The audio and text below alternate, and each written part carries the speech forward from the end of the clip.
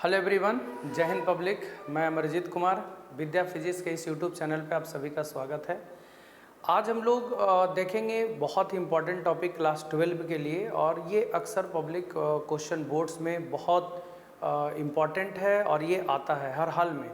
तो हम एक बहुत सारे इम्पॉर्टेंट क्वेश्चन का एक प्लेलिस्ट पब्लिक आपको प्रोवाइड करेंगे, और 2027 में जिनको भी बोर्ड्स देने हैं, है ना, तो वो बोर्ड्स का प्रिपरेशन कर सकते हैं बाय यूजिंग दिस प्लेलिस्ट। आप इस प्लेलिस्ट को यूज़ करके आप जितना भी इम्पॉर्टेंट क्वेश्चन है पब्लिक आप कर सकते हैं, कॉन्सेप्ट क्लियर कर सकते हैं। क्योंकि ये जो हमने प्लेलिस्ट बनाया है पब्लिक, इसमें हम टॉपिक को पूरे डिटेल्स के साथ कौन कौन क्वेश्चन आएंगे, कैसा क्वेश्चन आएगा, वो हम आप लोग को बताएंगे। दूसरी बात, फ़ायदा ये है कि हम इस सीरीज़ को हिंदी माध्यम और इंग्लिश मीडियम दोनों में हम लोग करने वाले हैं। मतलब कि आपको इंग्लिश मीडियम में समझ में आता है टॉपिक तो इंग्लिश मीडियम में समझें, अगर आपको हिंदी मीडियम में समझ में आता है तो हिंदी मीडियम में समझें। हिंदी मीडियम का अलग प्लेलिस्ट बना हुआ है, बोर्ड प्रिपरेशन फॉर 2027 करके है बना हुआ पब्लिक, तो आप वहाँ पर जाइए और आपको सारा वीडियो मिलेगा, एक एक करके मिलेगा। तो प्लीज़ आप बने रहिए हमारे साथ पब्लिक। आपको कंप्लीट 12 का हम इम्पॉर्टेंट क्वेश्चन बना करके देंगे, और कंटिन्यूसली एक वीडियो 2 वीडियो आपको मिलेगा, ताकि टॉपिक को अच्छे से आप क्लियर कर पाएँ। तो चलिए हम लोग स्टार्ट करते हैं। और पब्लिक जो नए हैं हमारे चैनल को सब्सक्राइब जरूर कर लीजिएगा, ताकि आपको इन्फॉर्मेशन मिलता रहे, और एक बार अपने दोस्तों के साथ शेयर जरूर कीजिएगा अगर अच्छा लगे तो, ठीक है। तो चलिए हम लोग टॉपिक स्टार्ट करते हैं। आज का पहला टॉपिक है कूलॉम्स लॉ। आज हम लोग डिस्कस करने वाले हैं कूलॉम्स लॉ।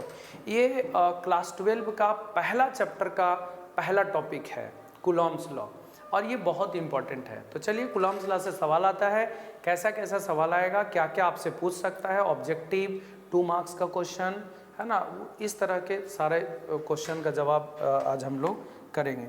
तो चलिए हम लोग डिस्कशन स्टार्ट करते हैं पब्लिक। कूलॉम्स लॉ, टॉपिक का नाम है कूलॉम्स लॉ। ये कूलॉम्स लॉ में क्या है, कूलॉम साहब बताए थे कि 2 चार्ज हैं, एक Q1 और Q2, तो दोनों चार्ज एक दूसरे पर फोर्स लगाता है, दोनों एक दूसरे पर। ऐसा नहीं कि सिर्फ पहला ही चार्ज दूसरा पर फोर्स लगाएगा या दूसरा चार्ज पहला पर फोर्स लगाएगा, ऐसा नहीं है। दोनों एक दूसरे पर फोर्स लगाता है, चाहे अट्रैक्शन हो या रिपल्सन। सिमिलर अगर चार्ज है, सिमिलर नेचर का चार्ज, मतलब दोनों पॉजिटिव या दोनों निगेटिव, तो रिपल्सन होगा।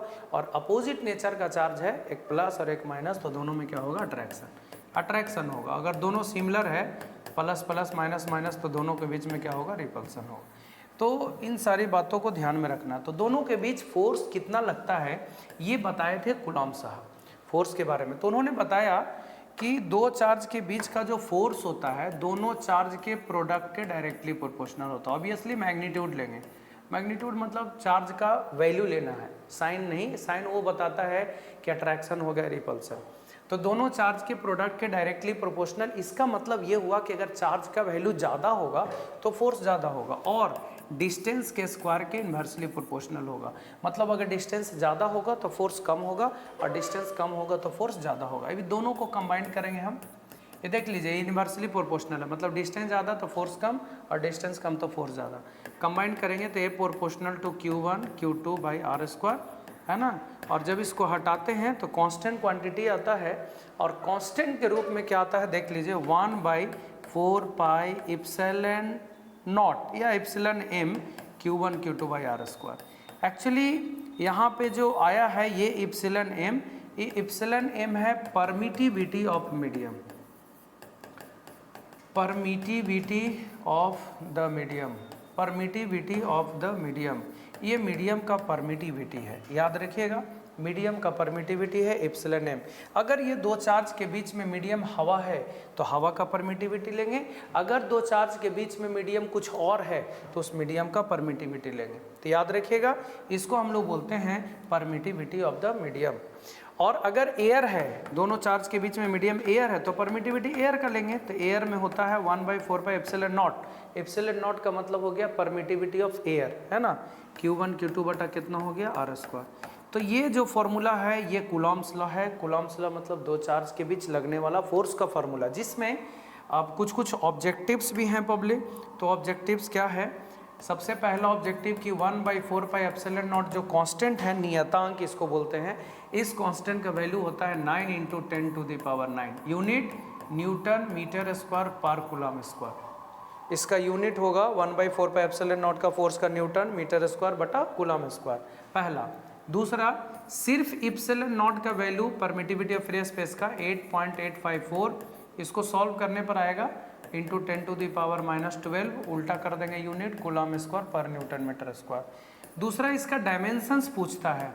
डायमेंशंस देख लीजिए, चार्ज का डायमेंशन हो जाएगा 80, इसका स्क्वायर, न्यूटन फोर्स हो गया mLt-2, metre square L square, तो m-1 L-3 T⁴ A⁴ this is the dimensions of permittivity of free space. उसके बाद इससे सवाल जो आता है, फोर्स किधर लगता है, तो पहली बात ये बता दें कि फोर्स दोनों को मिलाने वाला लाइन के अलोंग लगता है। मतलब ऐसा नहीं कि ये चार्ज, मान लीजिए एक प्लस चार्ज है एक माइनस चार्ज है, दोनों में अट्रैक्शन हो रहा है, ये इसको अट्रैक्ट कर रहा था, अट्रैक्ट इधर कर रहा है इधर कर रहा है, नहीं, ये ऐसे अट्रैक्ट नहीं करेगा पब्लिक।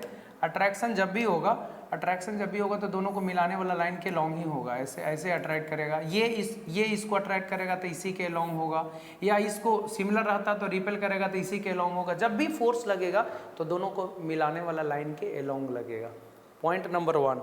दूसरा कि ये इसका एक लिमिटेशन पूछता है, what is the limitation of Coulomb's law, बहुत इंपॉर्टेंट है, वो भी क्वेश्चन बहुत इंपॉर्टेंट है। अगर आपसे पूछ देगा limitation of the Coulomb's law, limitation Coulomb's law का लिमिटेशन क्या होगा, तो पहला लिमिटेशन ये है कि ये पॉइंट चार्ज के लिए लागू होता है, बड़ा चार्ज के केस में लागू नहीं होगा, पॉइंट चार्ज के केस में लागू होता है। It is only applicable for point charge, पहला ये पॉइंट चार्ज के लिए लागू होगा। दूसरा कि ये बिल्कुल रेस्ट में होना चाहिए तभी लागू होगा, यानी कि charge should be in rest, मतलब रेस्ट में होना चाहिए दोनों चार्ज, तभी ये हम लोग लगा सकते हैं पब्लिक, क्योंकि चार्ज मूव करता है ना तो मैग्नेटिक फील्ड प्रोड्यूस करने लगता है। तीसरा, distance should not be less than 10⁻⁻15 metre, मतलब 10⁻⁻15 मीटर से बड़ा ही डिस्टेंस होना चाहिए, क्योंकि अगर दो चार्ज के बीच का सेपरेशन 10⁻⁻15 से कम हुआ ना तो न्यूक्लियर फोर्स लगना शुरू हो जाता है, न्यूक्लियर में अट्रैक्शन फोर्स होता है। तो इसलिए पब्लिक ये लिमिटेशन हो गया, मतलब कि ये पॉइंट चार्ज के लिए लागू होगा, रेस्ट में रहना चाहिए, distance should not be less than 10⁻⁻15 metre, -15 metre से कम नहीं होना चाहिए, क्योंकि अगर उससे कम हुआ तो न्यूक्लियर फोर्स लगना शुरू हो जाता है। तो इसका जो सवाल है, सवाल आएगा कि लिमिटेशन क्या होगा, कूलॉम्स लॉ क्या है, 1/4πε0 का वैल्यू, सिर्फ ε0 का वैल्यू क्या होगा, ε0 का यूनिट क्या होगा, डायमेंशंस क्या होगा, 1/4πε0 का यूनिट क्या होगा, दो चार्ज के बीच के सेपरेशन को बढ़ाते हैं तब क्या होगा फोर्स में, तो भाई दो चार्ज के बीच के सेपरेशन को बढ़ाएंगे तो फोर्स विल डिक्रीज, चार्ज का वैल्यू बढ़ा देंगे तो फोर्स क्या होगा, तो फोर्स इंक्रीज। तो इस टाइप का क्वेश्चन आता है पब्लिक। तो आई होप ये टॉपिक दम समझ में आ गया होगा, और इससे अगर कोई भी सवाल आपको आता है पब्लिक तो आप बना पाएंगे, ठीक है, कोई दिक्कत नहीं है। दूसरी बात, force is a vector quantity, force एक वेक्टर क्वांटिटी है, इसी को अगर वेक्टर फॉर्म में लिखे कि कूलॉम्स लॉ वेक्टर फॉर्म में लिखना है तो कुछ नहीं करना, दम आसान है, 1/4πε0 Q1 Q2/r², ये तो फोर्स का मैग्नीट्यूड हो गया। अब अगर हमको इसका डायरेक्शन निकालना, जैसे ये इसको अट्रैक्ट किया या इसको रिपेल किया, दोनों पॉजिटिव है, तो ये चार्ज इसको रिपेल किया, ठीक है, दोनों चार्ज इसको रिपेल किया, यहाँ से इसको हम हटा रहे हैं, ठीक है, ये चार्ज इसको रिपेल किया, दोनों पॉजिटिव चार्ज है ना, दोनों पॉजिटिव चार्ज है ऐसे, तो ये इसको रिपेल किया तो फोर्स का जो डायरेक्शन होगा वो ये जो वेक्टर है यहाँ से यहाँ, वो आर वेक्टर के डायरेक्शन के बराबर होगा।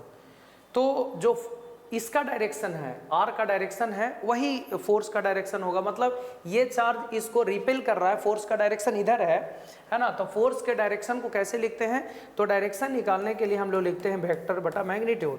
याद रखिएगा, किसी भी वेक्टर का अगर डायरेक्शन निकालना है तो वेक्टर में मैग्नीट्यूड से हम लोग डिवाइड करेंगे, तो फोर्स का हो जाएगा 1/4πε0 Q1 Q2 बटा r³ r² इंटू r³ हो जाएगा इंटू r वेक्टर।